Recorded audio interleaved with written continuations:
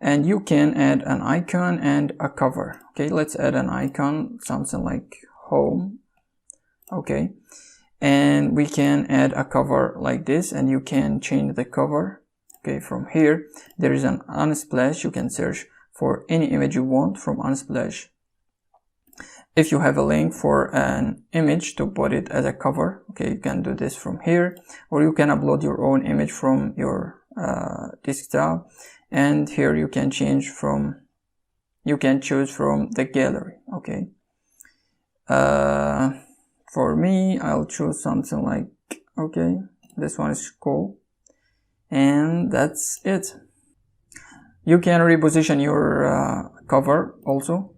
From here you click on reposition, and you can drag it wherever you like. Okay,